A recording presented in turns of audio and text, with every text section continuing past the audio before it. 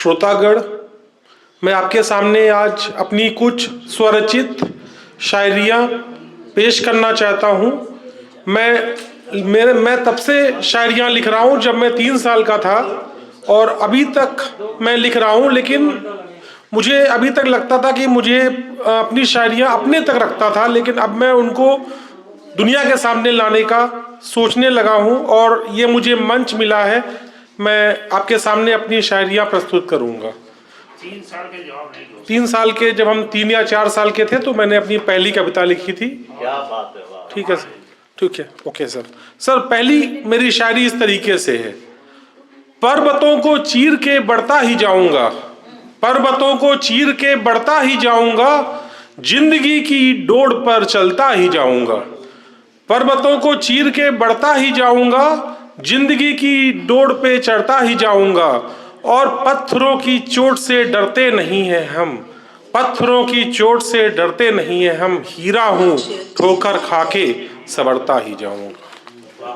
क्या बात है, ठोकर का अच्छा इस्तेमाल किया। और एक शायरी मैंने आज ही लिखी है, ये यहीं पे बैठ के जो आपके सामने मैं रखूंगा। क्या रखा है कहने में, क्या रखा है कहने में, और क्या रखा है दिखाने में। क्या रखा है कहने में और क्या रखा है दिखाने में। क्या रखा है टटोलने में और क्या रखा है जताने में।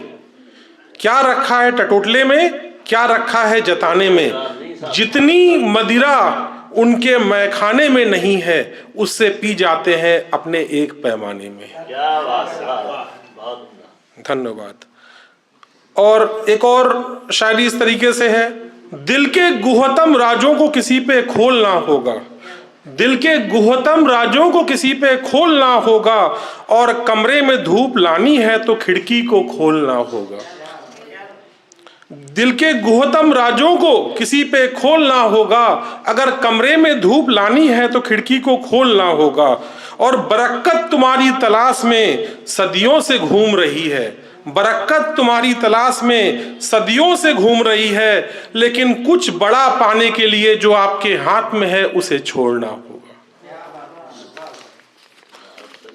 आगे एक कविता मैंने लिखी थी, एक शायरी लिखी थी मैंने बहुत पहले। इन बेगानों की महफिल में, इन बेगानों की महफिल में घुट घुट के जीना सीख लिया। इन बेगानों की महफिल में घुट घुट के जीना सीख लिया, जामे वफा में लेकर के नफरत को पीना सीख लिया। इन बेगानों की महफिल में घुट घुट के जीना सीख लिया, जामे वफा में लेकर के नफरत को पीना सीख लिया। और आंखों के भीगे कोनों से जब भेद खुला सच्चाई का, तो तन्हाई के दामन से आंखों को मैंने पोंछ लिया। धन्यवाद। और एक शायरी जो मैंने 5 शायरियां मैंने इसी प्रोग्राम के लिए लिखी हैं, वो इस तरीके से हैं। हकीम साहब हर मर्ज की दवा नहीं आती, हकीम साहब हर मर्ज की दवा नहीं आती, वक्त के पास ही कुछ दर्दों का इलाज होता है। हकीम साहब हर मर्ज की दवा नहीं आती, वक्त के पास ही कुछ दर्दों का इलाज होता है। तन्हाई पिया करते हैं हम यादों के प्यालों में, जबकि महफिल में हर हाथ में छलकता जाम होता है। दर्द अक्सर ही कई मर्जों की दवा बन जाता है, दर्द अक्सर ही कई मर्जों की दवा बन जाता है।